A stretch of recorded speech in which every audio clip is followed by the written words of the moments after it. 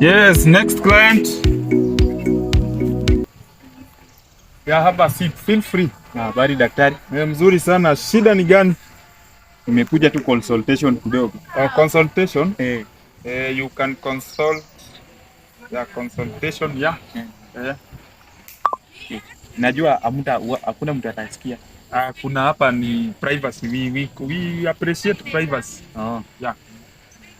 Nimekuja consult. Nataka kudonate sperms. Hiyo donation. In fact hata hao ndio client nataka saa hii. Unajua hiyo kudonate hiyo kitu unataka unalipwa 2.5 million. Saa hii? Ya hata kuna client ametoka hapa anazitaka. Kwanza anataka breed iko na ndevu hivi, black hivi. Hiyo utakuwa umeiva sana hiyo. Hiyo nayo utakuwa umepita sana. Huyo client ametoka saa hii. Hata alikuwa ameacha namba yake. So lazima nimtafute the records. Yeah. Okay, sawa. Yeah. Tutasaidia daktari. So unaweza donate hiyo. Yeah. Na before donate kuna vitu lazima ukue umenini.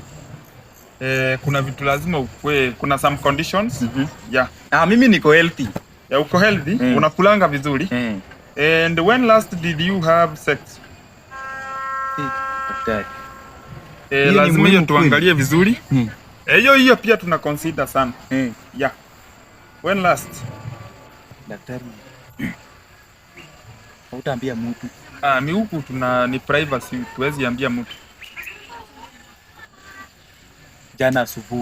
Jana asubuhi.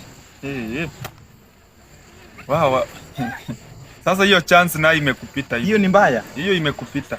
Si daktari, nakiwa kama unafanya kila saa, hiyo ndio sasa. Hapana, sasa unajua sasa ushatoa zenye tunahitaji, kiwango haitatosha. Sasa kitu tutafanya, tunahitaji client mwenye amekaa bila for 2 years.